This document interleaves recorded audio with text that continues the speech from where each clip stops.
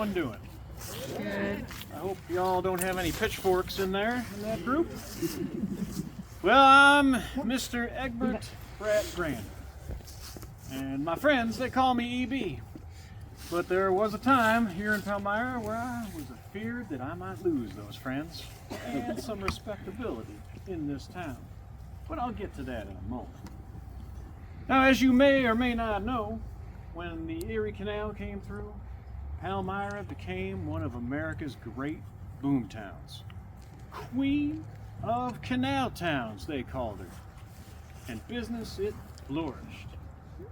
I came here as a young printer's apprentice. I worked hard, and I eventually was able to purchase my very own newspaper, the Wayne Sentinel. In fact, I published it in a building on the north side of Main Street. Then, in 1828, I married Miss Harriet Rogers. Fine woman indeed. For a time, I was the village assessor, a trustee even. But I bet most of you folks remember me for the printing business. Well, maybe more for the printing of one particular book. And that all came about in 1829 when a young fellow named Smith comes to me and says he's translated a book and he wants it published. I say, fine, we can do that. How many copies would you like, sir?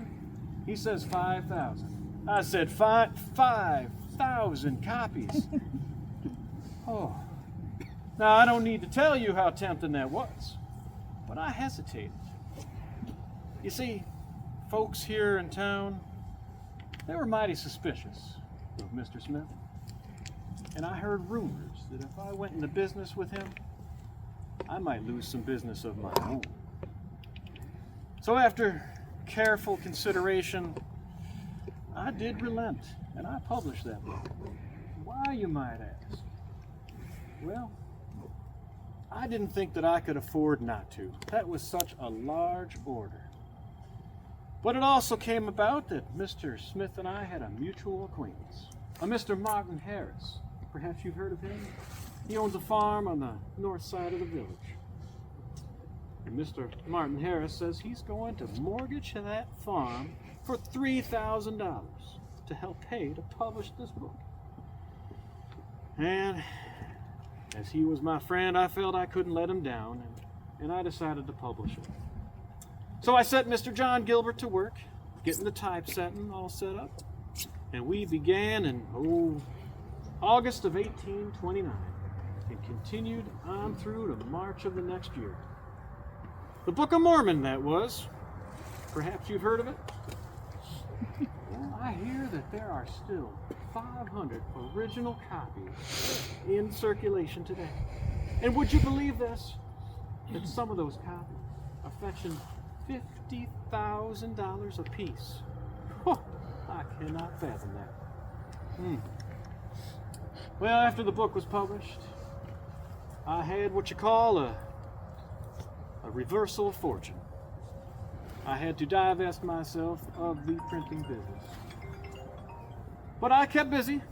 I had other enterprises that I took on. I was a butcher.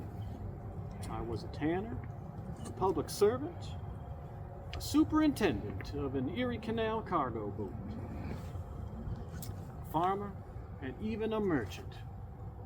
That was up until 1845 when I contracted pneumonia. And well, I guess that's why I'm here.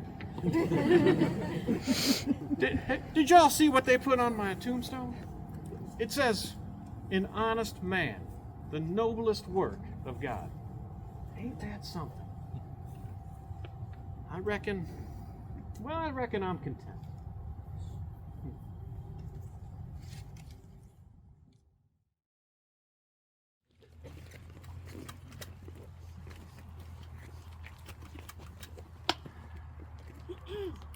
Whoa! Where do you people come from? Florinda, come here. It's happening again. Whoa. Well, I'm glad that you all came. Actually, I need some help. Come here, number 14. Can you hold this? Just right there. No, right here. Nope. Right here.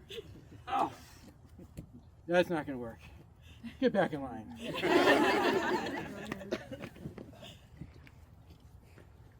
Well, how are we doing tonight? My name is John Jones. I know you're going to say, my God, there's a million John Joneses. I'm John M. Jones. Now, because there's so many John Joneses, I actually named my first son Horatio. I can't spell it, but nobody's going to confuse him. I actually lived in Lyons. I met my wife, Clarissa Taylor. We got married in 1843. And life was good. Then we moved to Clyde.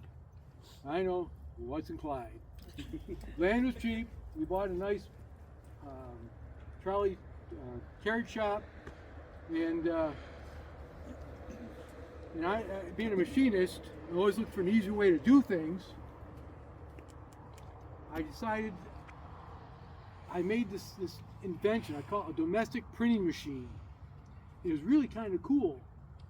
And so I actually got all the information. I sent it to this guy in Washington named Patent Office.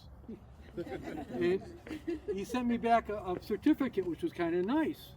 So I actually have this patent for this domestic printing machine that I call the mechanical typographer. And actually I have a picture of it right here. It was an awesome machine because it was portable. And you could actually type letters and stuff on it. So I enjoyed that, and I kind of switched my emphasis from being a stable kind of guy doing on carriages and stuff to working on other stuff. So an opportunity came up that I could buy some land in big city of Palmyra. I bought a block of land out in Jackson Street.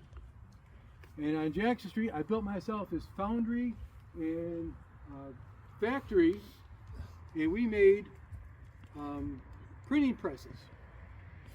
Now, one of the printing presses, it looks very similar to this one. This is a smaller one. It's actually called a clamshell Leighton press.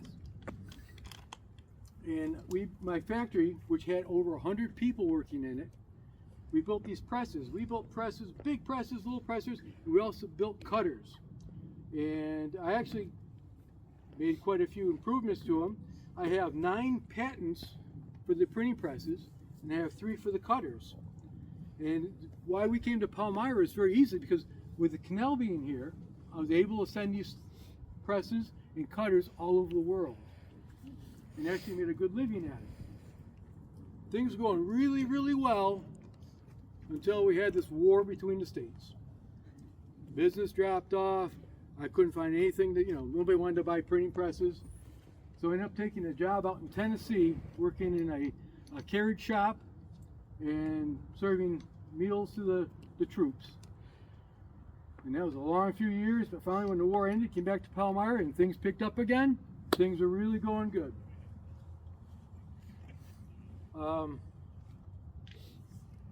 As I got older, my wife Clarissa died, and I didn't have the gumption to keep running my factory anymore. So I sold the factory to my son Charles, and he took it over. But I still had this thing that I wanted to keep making things, creating things. And one of the things I really like to do is look up to the heavens and the stars. And I actually came up with a way to improve what they called the planetarium. So I put it in for a patent in the 1900 for a improved planetarium, and I actually got it back. And that's pretty much my story. And I actually have, take my time here. Oops, I get back to work. I do thank you all for stopping. Have yourselves a good night now. Fancy meeting you in this dark alley. I know, it's just, don't worry, I won't take your money. How's everyone doing tonight? We have a very large Very crowd. large, and gather round, gather round. Oh, in.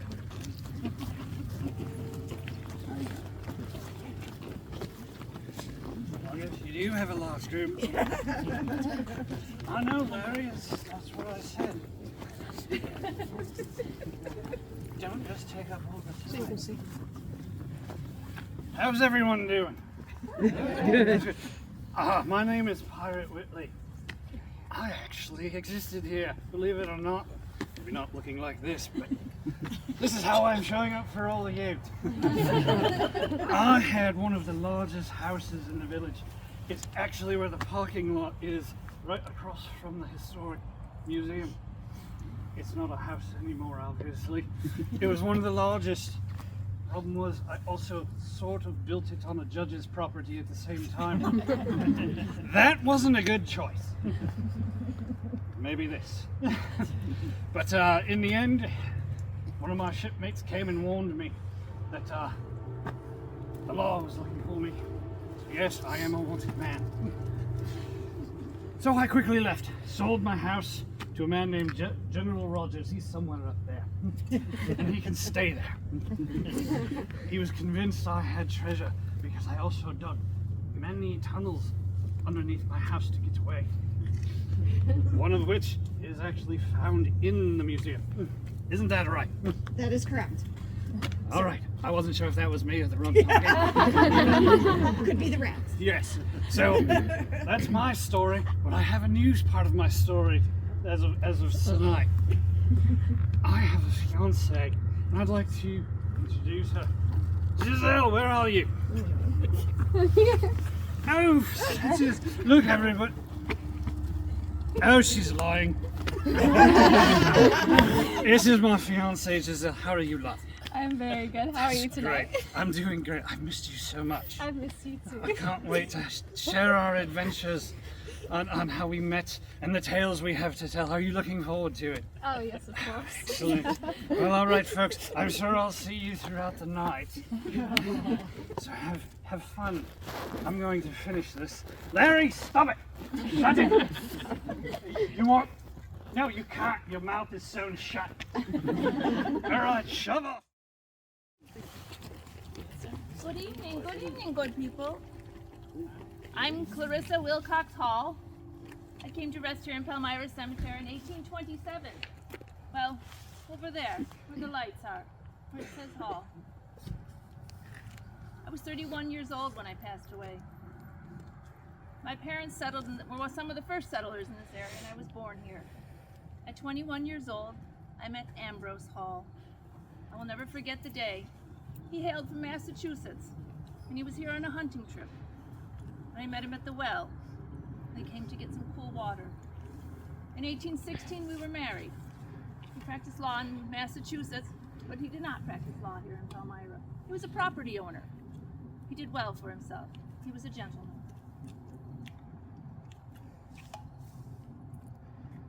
He even ran for public office in Wayne County in 1825, but he was not elected.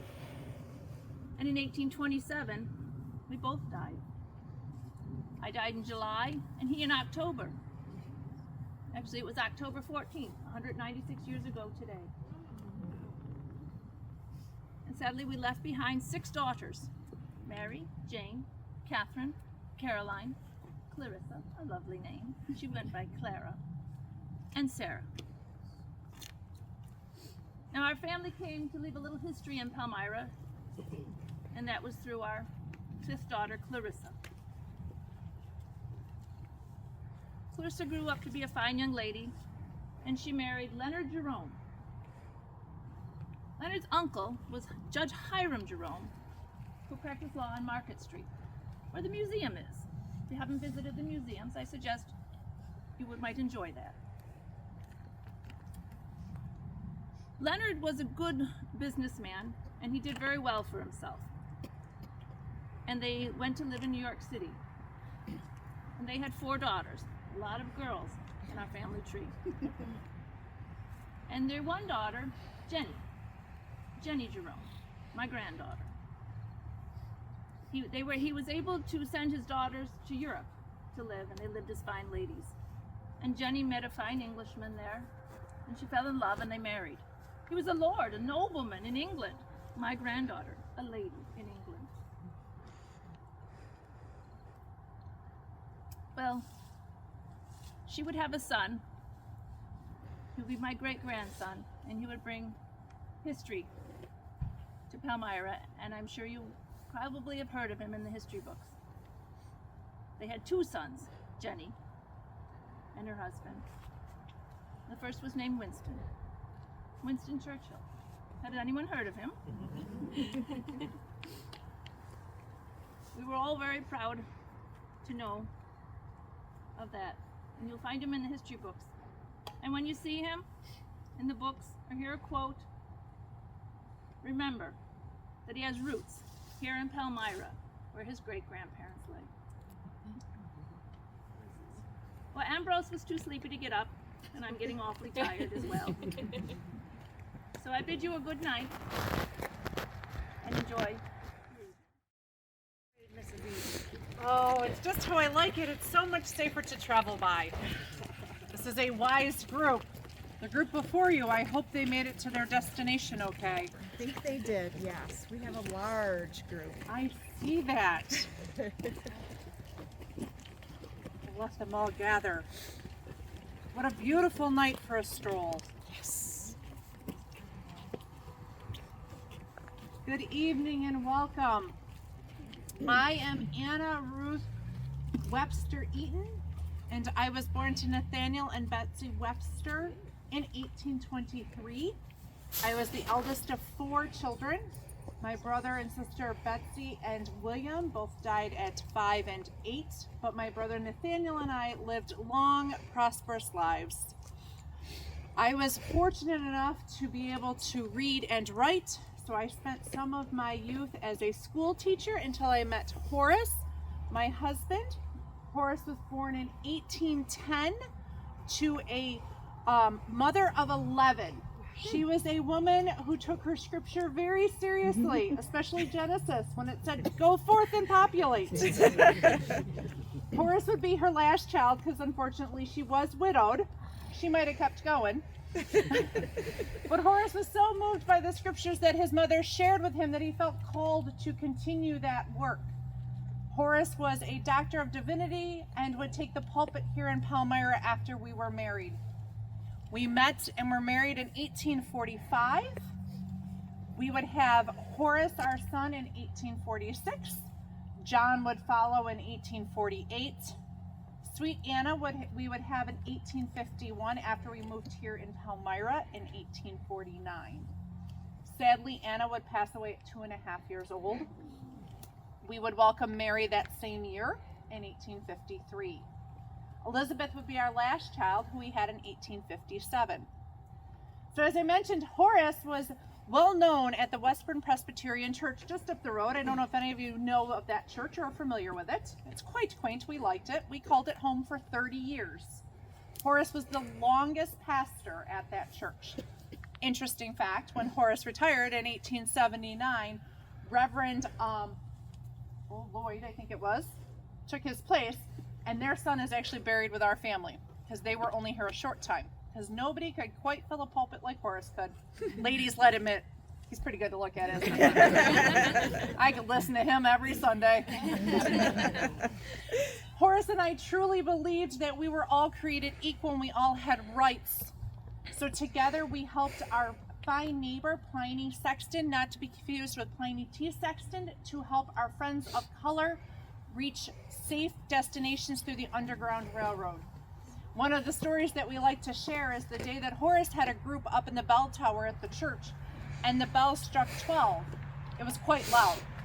They were very scared and nervous, and they thought for sure their masters were coming to reclaim them, and Horace reassured them that he was not going to turn them in, and we helped them on their way. We would do this for a number of those journeying along the railroad because we truly felt called to help all of our neighbors be treated fair and equal. Our church would be home to many people of color over the years, and for that we took great pride that people felt welcome and safe. In 1881, I would add author to my list of accomplishments, and I wrote the book of The Origins of Mormonism. So if anybody's familiar with Joseph Smith, you know that that is deeply rooted in our heritage here in Palmyra. So I wrote a book about that. Sadly, in 1883, my dear sweet Horace would pass away and would be buried. Horace loved to keep journals, so I took it upon myself to write his memoirs in 1885. And I continued our life's work of finding freedom and equality for all, including us women. In 1910, I peacefully passed away just up the road at our house at 155 Canandaigua Street. It's right near something you called a primary school. We only had one-room buildings. I don't know what that means. But our daughter Elizabeth was by my side, and sadly, 15 years later, at the ripe old age of 63, she would pass away. None of our children ever married, and we're all buried here together. I hope you've enjoyed our little piece of history. I hope you travel safely. You are so smart to come in the cover of Night. You can take your time and progress. Earlier, I don't know, they had to move along pretty quick. Have a good evening and enjoy your travels.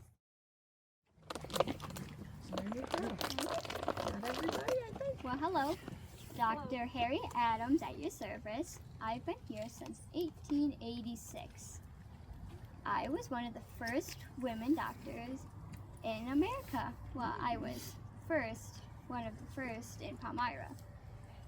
I practiced in my home. It's still here in East Main Street, right across from the Garlock House. I practiced for 30 years until a brain tumor sadly ended my life. They found out because of an autopsy. I was only 56 years old. I had a great life helping and treating patients in Palmyra and other counties. I also charged $5 to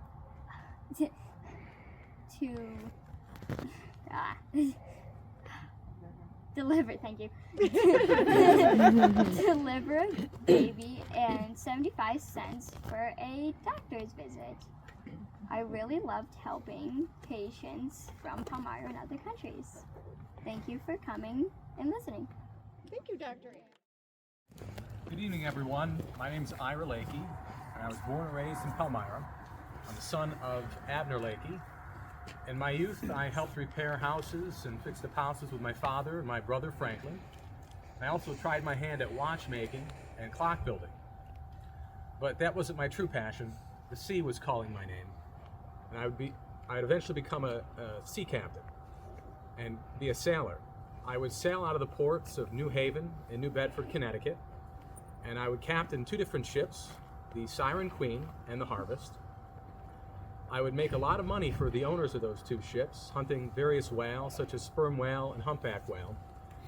And I'd have an illustrious career of spanning 2 decades from 1835 to 1855.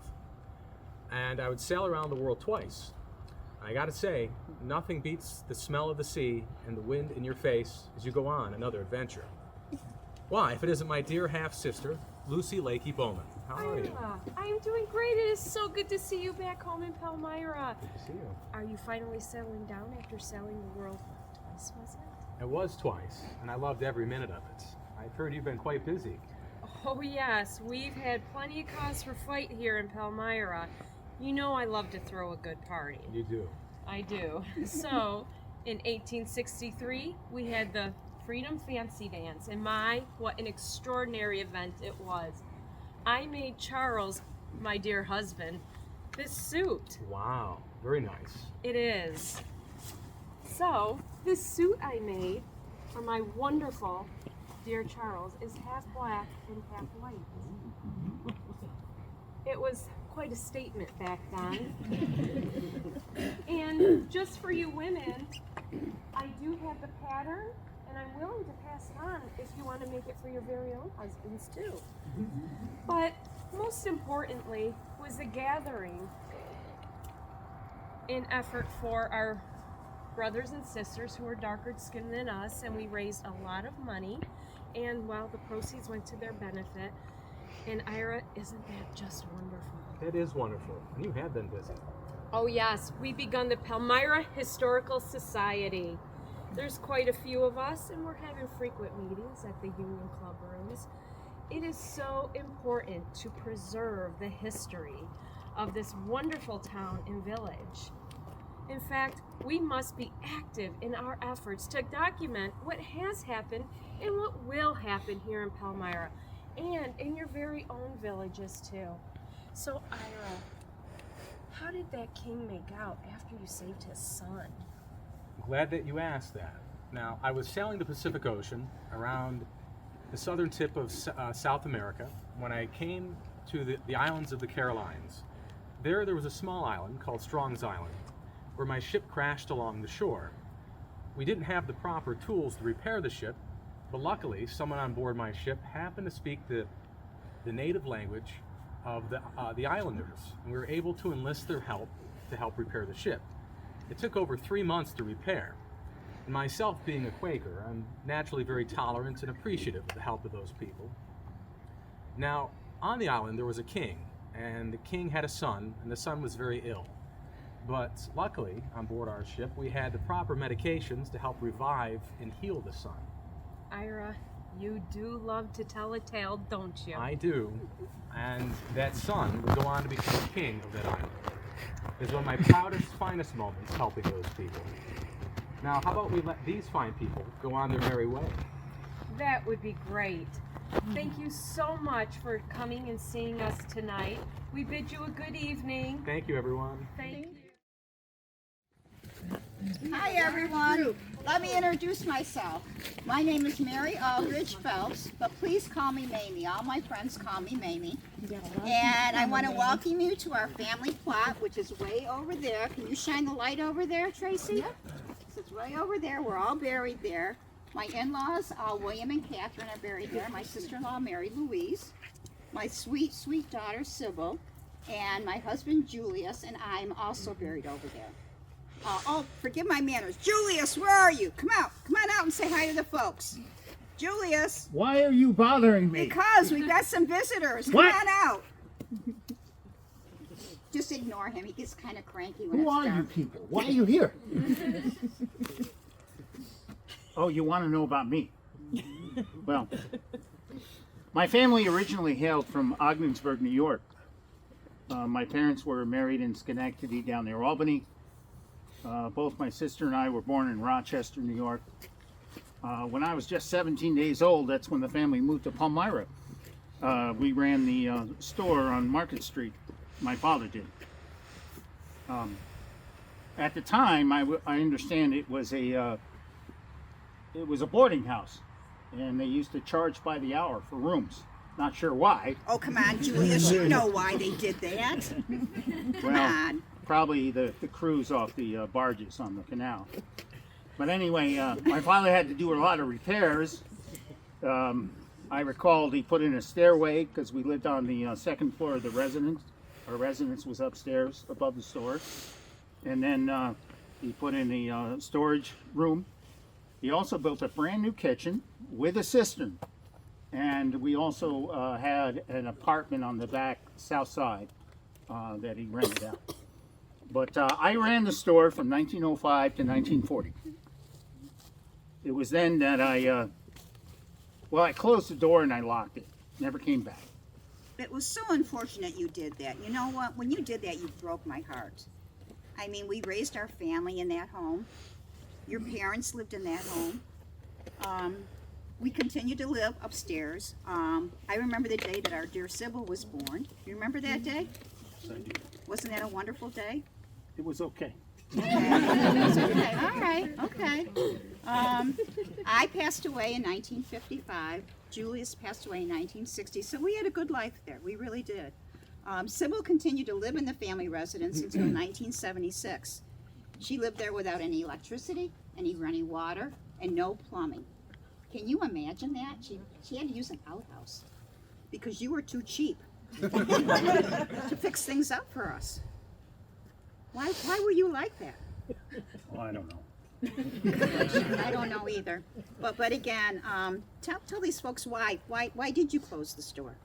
Well, my father had a very successful business with the store. He gave it to myself as a legacy. I wasn't really into it like he was. And then the 1920s came along. Stock market crashed. We lost everything. Everything. We had no money. Nope. We couldn't even make repairs. And I know she'll tell you that we didn't have running water. We actually did. The roof was leaking. All the way down to the second floor. You can see the watermarks. And the bank uptown on Main Street was closed, so nobody had any money to buy anything. And then World War II happened. So I said, enough is enough. I'm out of here. So I closed the door, locked it, and we never reopened it again. We left everything on the shelves, including, I think if you go down there today, I think it's a museum. Not sure why. You know it is. Come on. There's still fresh eggs there from when I closed it Julius, in they're 1940. not fresh. They're not fresh anymore. Well, I wouldn't eat them. No, they're not very good. But that is the truth. And no.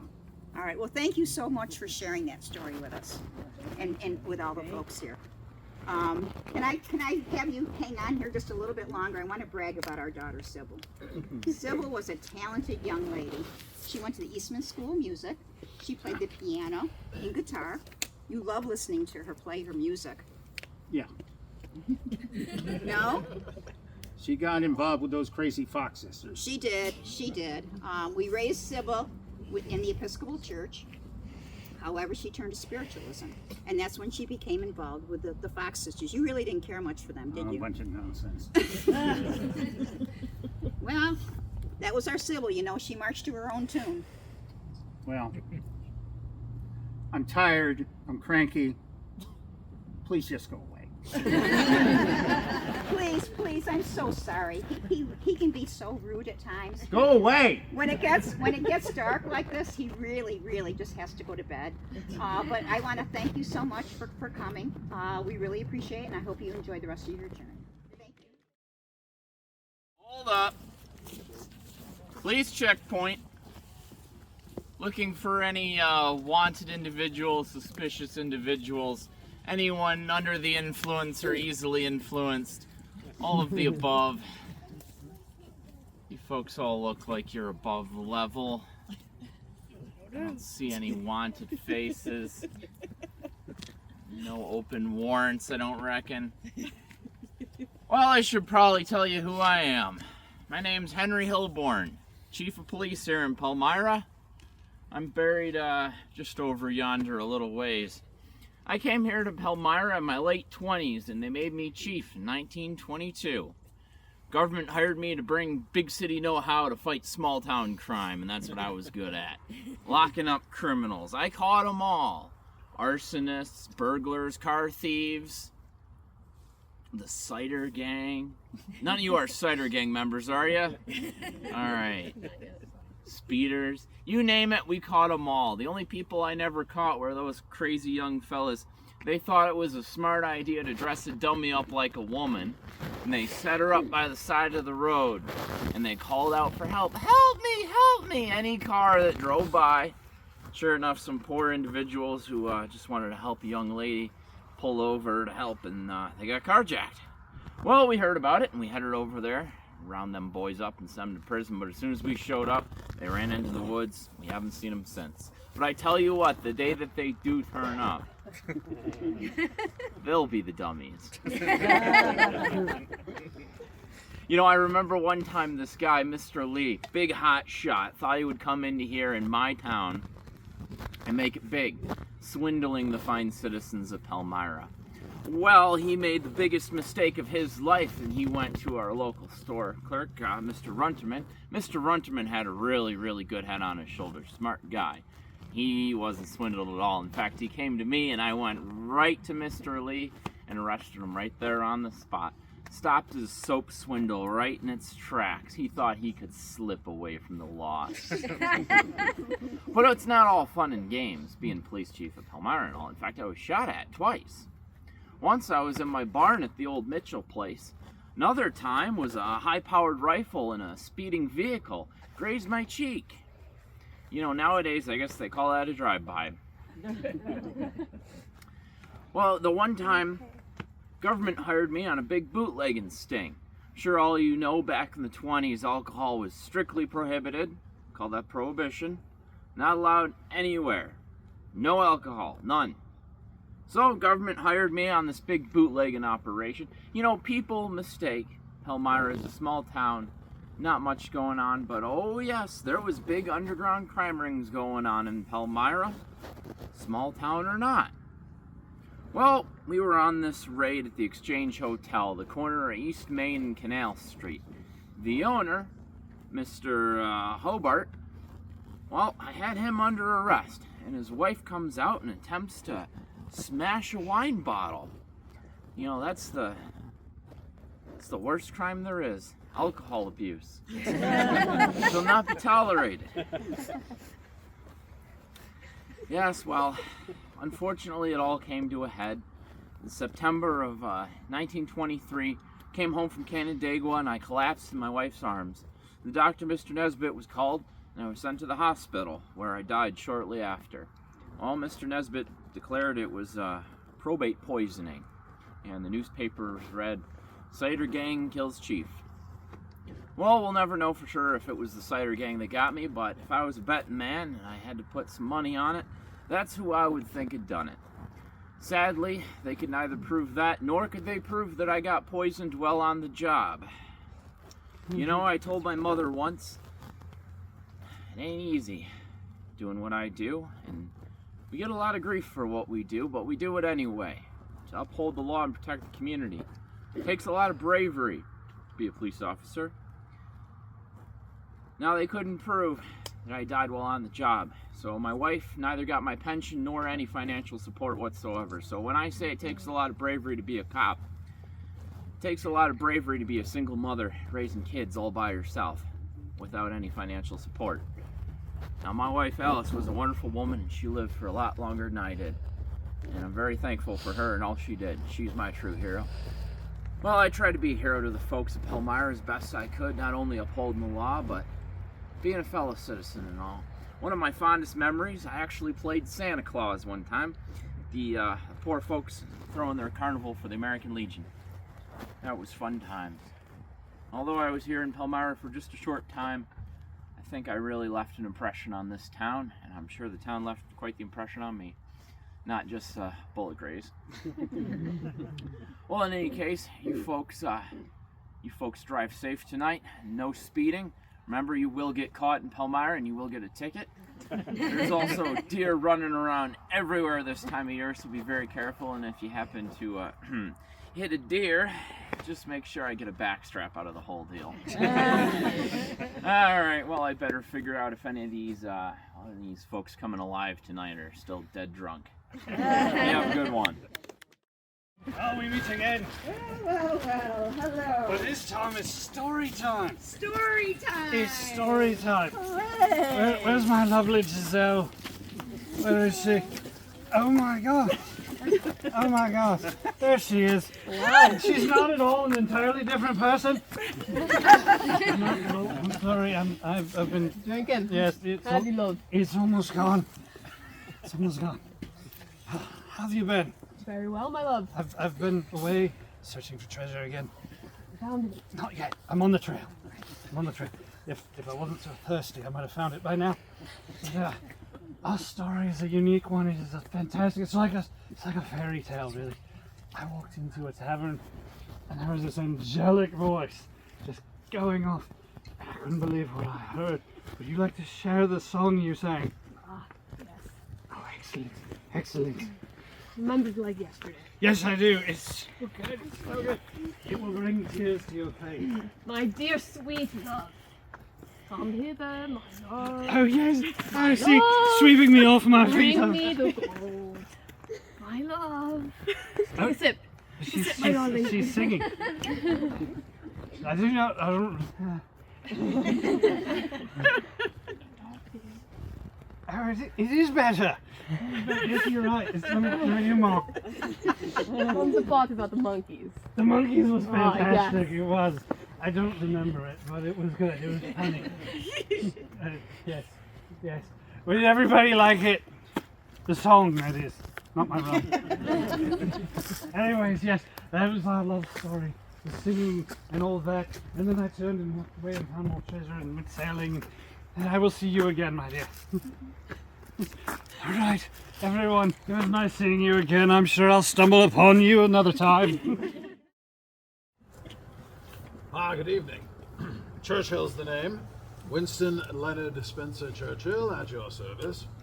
No, I'm not in residence here.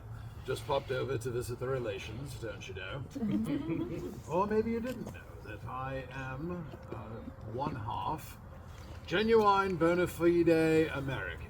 My mother was the remarkable Jenny Jerome from Brooklyn, New York. Since I spent most of my childhood away at boarding school, my mother and I exchanged many letters over the years, starting at a young age, and I recently discovered quite a few. Dearest Winston, I suppose when your exchequer is in a low ebb, I shall have the pleasure of hearing from you. Your affectionate mother.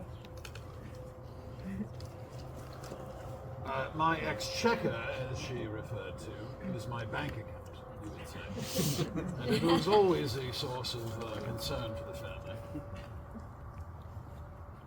That was the earliest of the letters that I received from her. And as you can see from the tone, rather sarcastic, it set the tone for a frank and honest exchange over the years, including one letter I deeply regretted receiving. 12 June 1890. Dearest Winston, I'm sending this by your nanny, who is going to see how you are getting on. I would go down to you, but I have so many things to arrange about the Ascot party next week that I can't manage it. I have much to say to you, I'm afraid not of a pleasant nature. You know, darling, how I hate to find fault with you, but I can't help myself. In the first place, your father is very, very angry with you for not acknowledging the gift of £5 in one whole week, and then writing an offhand, careless letter. Your report, which I enclose, is, as you will see, a very bad one. You work in such a fitful, inharmonious way that you are bound to come out last. Look at your place in the form. Your father and I are both more disappointed than we can say. That you are not able to go up for your preliminary exam is unforgivable. I dare say you have 1,000 excuses for not doing so, but there's the fact that remains. If only you had a better place in your form and were a little more methodical, I would try and find an excuse for you. Dearest Winston, you make me very unhappy. I had built up such hopes about you and felt so proud of you, and now all is gone. My only consolation is that your conduct is good and you are an affectionate son. But your work is an insult to your intelligence. If you would only trace out a plan of action for yourself and carry it out and be determined to do so, I am sure you could accomplish anything you wish. It is that thoughtlessness of yours which is your greatest enemy.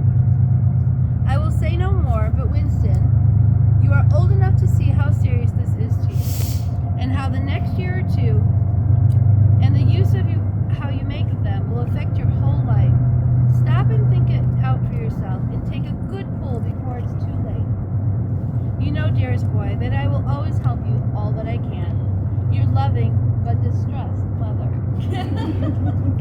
My reply on the 19th of June, 1890. My darling mummy, I have not written till now because I can write a longer letter later. I will not try to excuse myself for not working hard, because I know that with one thing or another I have been rather lazy. Consequently, when the month ended and the crash came, I got a bad report and got out on reports, etc., etc. That is more than 3 weeks ago, and in the coming months I am bound to get a good report. My own mummy, I can tell you that your letter cut very much. Still, there is plenty of time at the end of term, and I will do my very best with what time remains. Goodbye, mine own. With love, I remain your own Winston S. Churchill. But our correspondence was not all of that sort of nature. I remember once asking her about my American heritage. Dearest Winston, with regards to your American ancestors, my parents, Leonard Jerome and Clara Hall, were wed in Palmyra in the Presbyterian Church here on Main Street. Clara's parents, my grandparents, were Ambrose Hall, one of Palmyra's first settlers, and Clarissa Wilcox, half Iroquois, from whom that savage red Indian blood courses through your veins. Your grandpapa, Leonard Jerome, and his brother Lawrence began their professional careers in their Uncle Hiram Jerome's law office on Market Street, also in Palmyra. Uncle Hiram was one of Wayne County's first judges.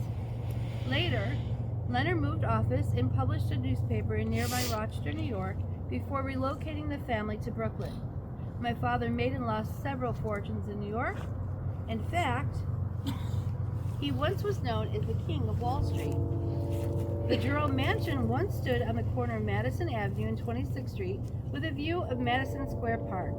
It included a 600-seat ballroom, theater, a breakfast room that seated 70, and a ballroom white and gold that flowed with cologne and champagne. He was also sometimes proprietor and editor of the New York Times and managed a Gatling gun in defense of the newspaper's building during the draft riots of 1863. I was always quite proud of my American heritage. In fact, I had at least 3 forebears who fought on the winning side of the American War for Independence. Ambrose Hall and Samuel Jerome fought with the Berkshire County Militia in Massachusetts, and Major Lebaeus Ball of the 4th Massachusetts Continental Regiment did good service as well, including that long, hard winter with Washington at Valley Forge. On one other occasion, I asked my mother about my parents' courtship. Dearest Winston, my mother brought my 2 sisters and I to be educated in Paris. But really, I think it was to find landed husbands among the European nobility.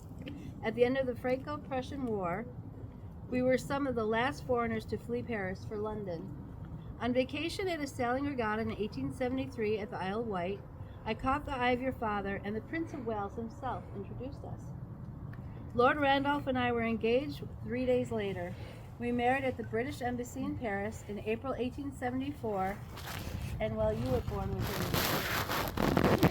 It was given out that I was born premature by 2 months, or perhaps my parents did not wait for the wedding.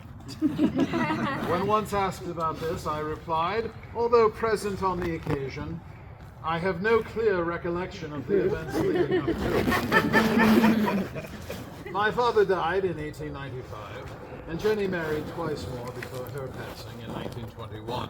In her later years, Jenny and I grew much closer and became very good friends.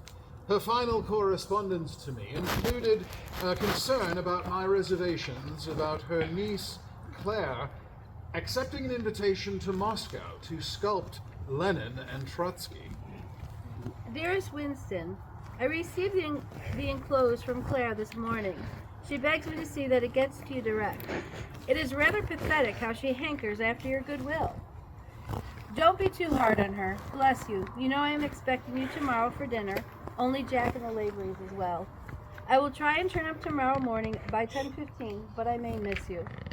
Love, your mother. Less than 2 months later, Jenny was visiting a friend at the house in Somerset. She was wearing her fashionable new high-heeled shoes when she tripped and fell down the staircase, breaking her ankle quite badly. The wound became infected and then turned gangrenous. The surgeon had to remove the lower portion of her leg. And although she was making a recovery on June 29th, she suffered a hemorrhage and sadly passed.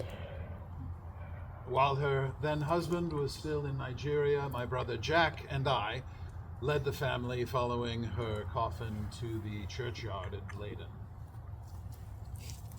When I think back on my mother and the correspondence, I write one final letter in my mind.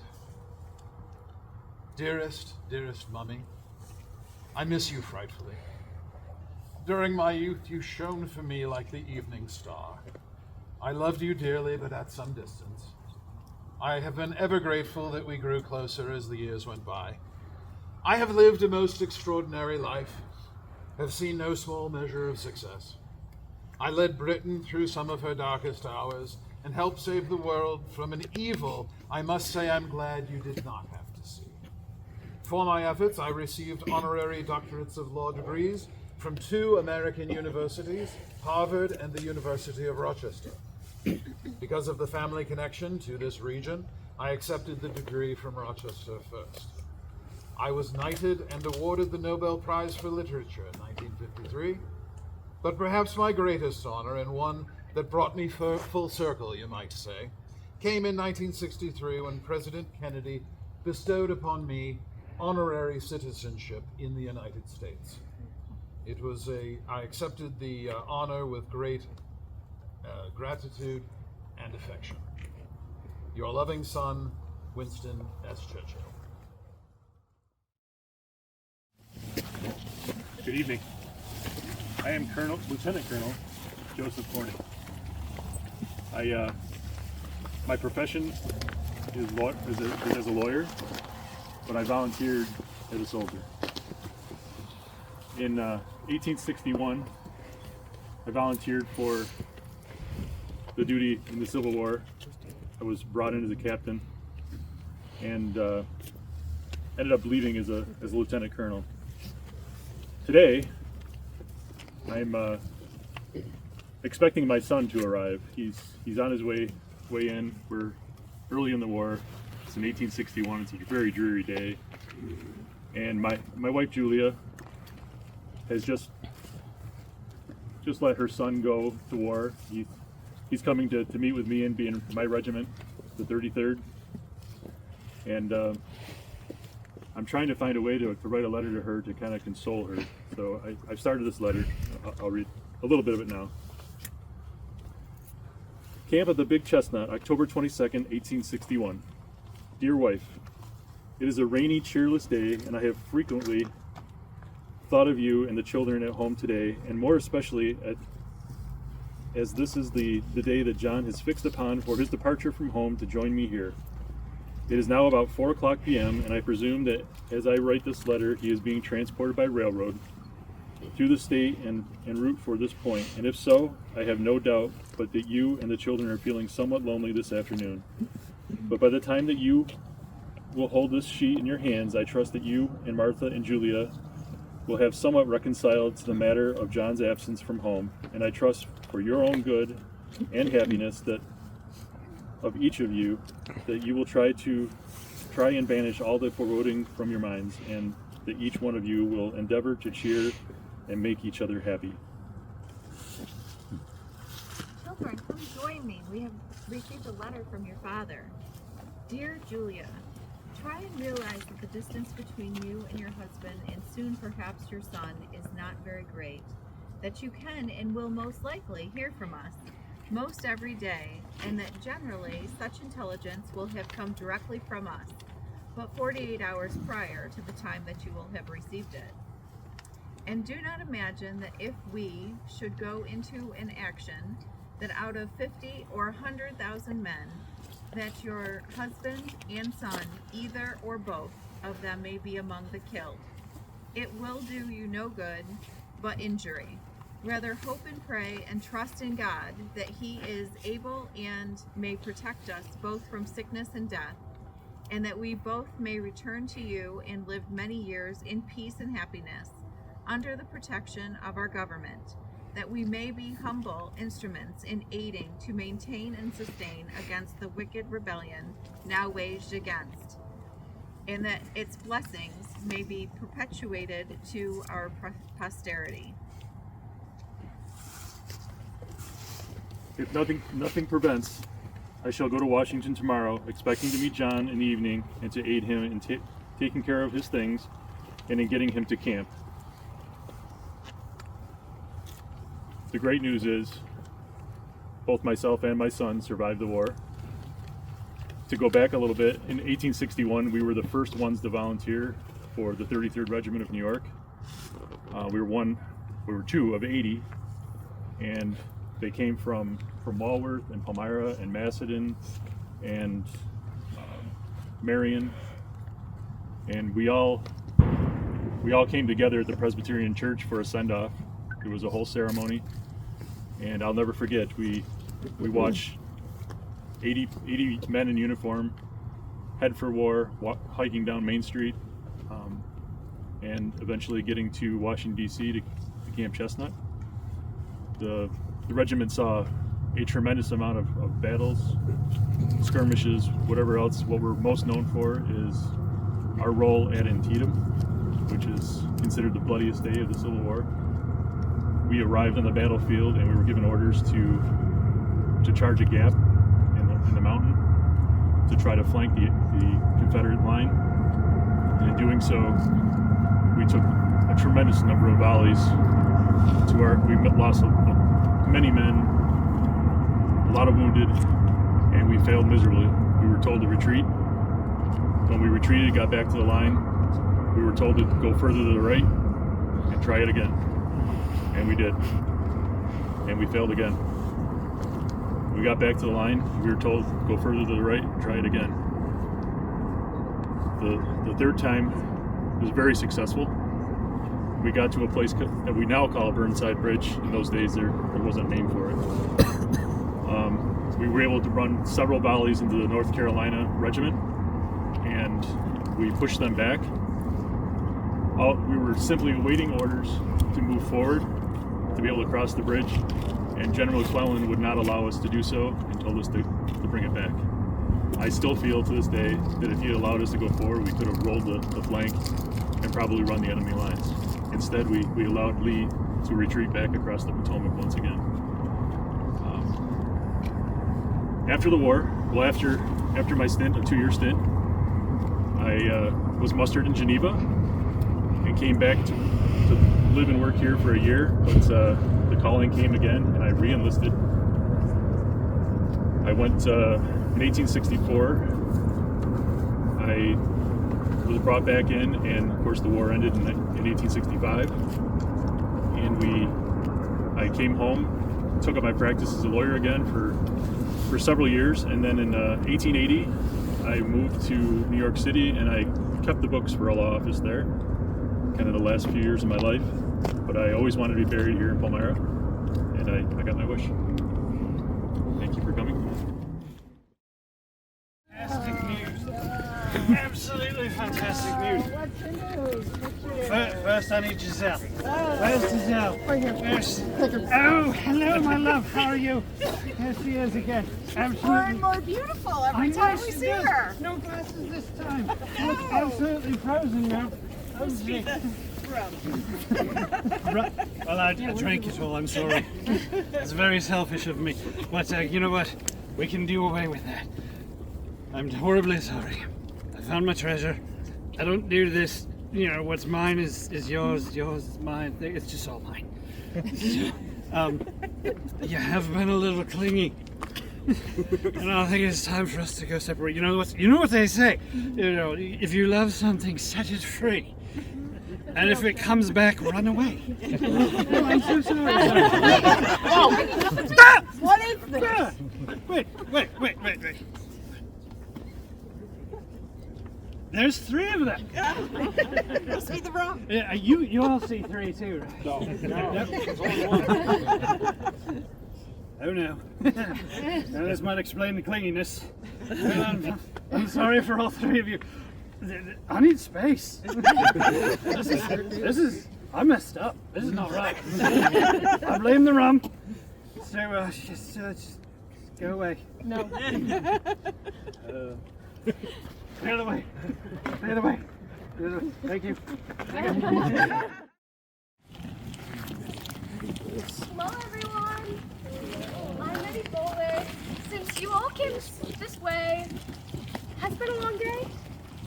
Very long day. Well, it feels appropriate to tell you about myself and my family. Don't you think?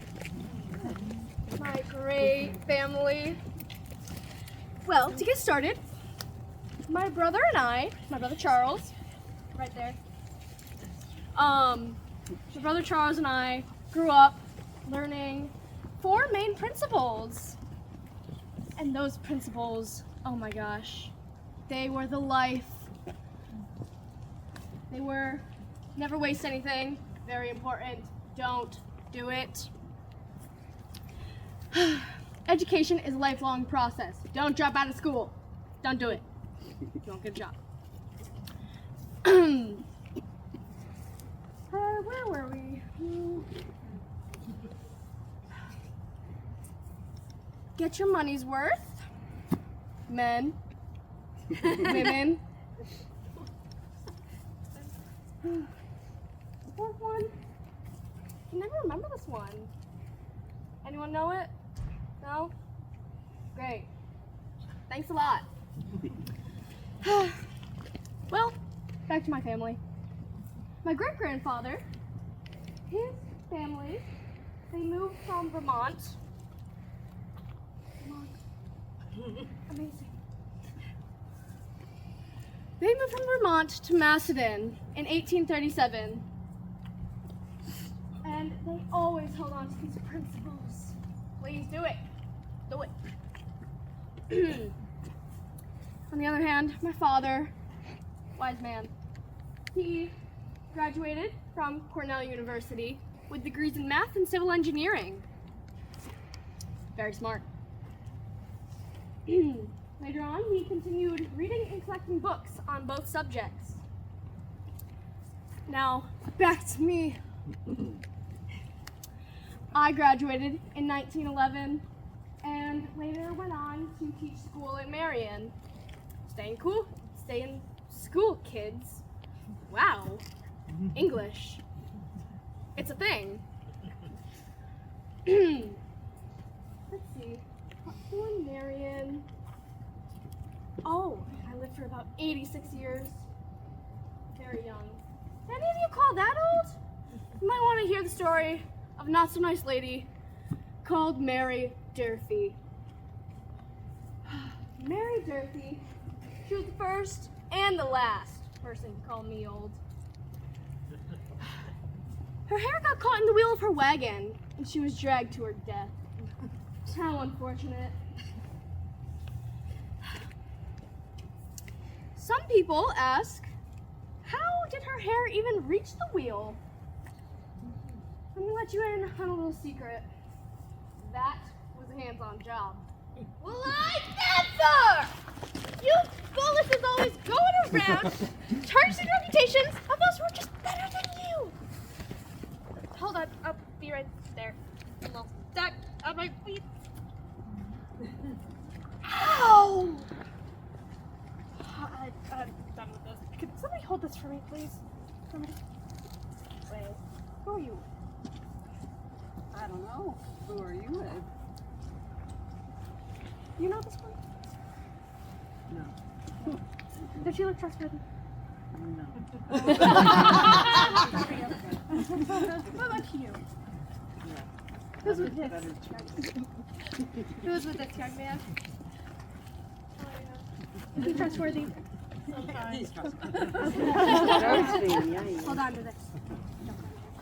Don't go into that either, okay? I might use nuts.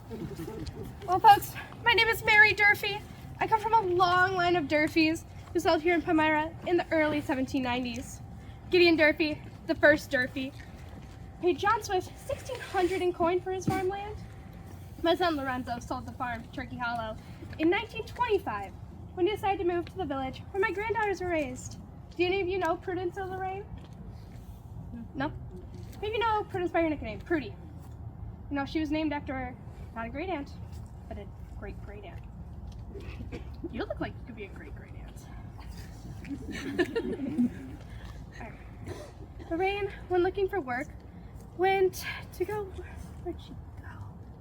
Oh, yes, she went to write for the Palmyra Courier Journal when she went to her first love, which was history, which is what you could call Nettie Bullis. And a word of advice, don't ever get in a wagon with that woman unless you want to die a very horrible and painful death. Okay. Memories. At the Courier Journal, she wrote under the column title, Looking Back. Not much going on back there, but not much going on up here. Bunch of people, though, that did go talk to Bullis first. I'm not offended. I'm not offended. I'm definitely offended. After that, she went to become the historian of Palmyra and played a big part in the founding of the Ellen Coverlet Museum and the Palmyra Historical Museum. You can see the girl's vast collection of dolls upstairs at the Historical Museum. And all the eyes watching you. Are they judging you? No, but I am. Those are some personal choices and outfits today. Oh, won't you look at the time? Oh, it's been a pleasure meeting you all. Why don't you have a beautiful evening and good. Hey, that's my wheel. Give it back. Ready to give that to you? Oh, come on, go. All of you.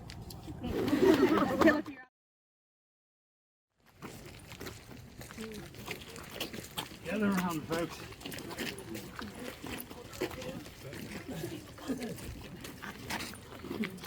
Let's come more around this area here.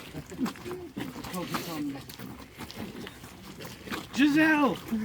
How are you doing? You're back! Giselle? Yes, you are. I found the treasure and you... No, sorry, that was the rub. It's over here. But it's enchanted and I need help. So I need volunteers or victims, whichever way you want to look at it. Right here. So I need somebody to raise their hand so I can pick from the crowd. Who wants to volunteer? Oh, somebody who actually wants to do it. You know what you're getting into, right? Yeah. All right, step right on it. Nobody else does, or they're so afraid. I'm just going to pick anyway. So, that's usually how it happens. You don't raise your hand and I come get you. So let's see. Who could be fun? That's perfect. It's always the ones that... Why don't you step up there as well? Somebody who we got back here? That's always a good one. Don't run.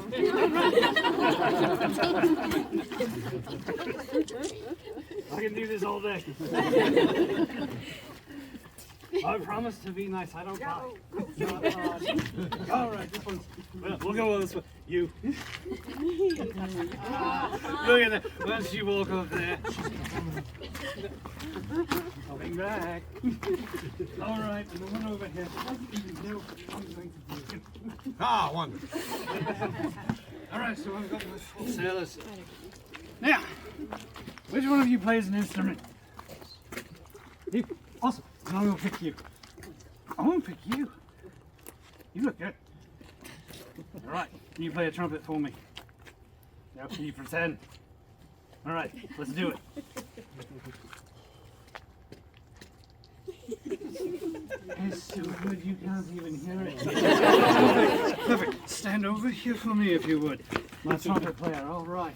Now, how are you on farm animals? No. Well, that's great. We're not going to pick a farm animal though. I want you to do the Huma Nuku Nuuka up ho. All right? Okay, you need to make that sound. Figure that out. It's an important job. Excellent. I'm not the man for it. All right, we'll try. I need you to just take your fingers and go like this. Not, sheesh. You'll kill them over there. You gotta do it. No, over there. Oh, on the box. On the box. Yeah. Actually, that wasn't the important one. The important one is the dancing like a monkey. Can you do that for me? No, you don't have to do it just yet. We can make it a surprise. Yes. But what you have to do on the count of 3 towards the chest. That chest. I need you to do your part. Can you do it? Are you confident? All right, I like that. All right, on the count of 3. 1, 2, 3. All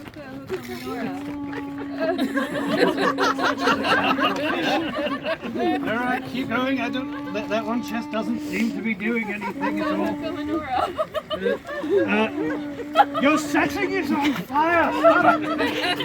All right. Well, he set that on fire. It was contortionist Charlie in there, but now he's charcoal.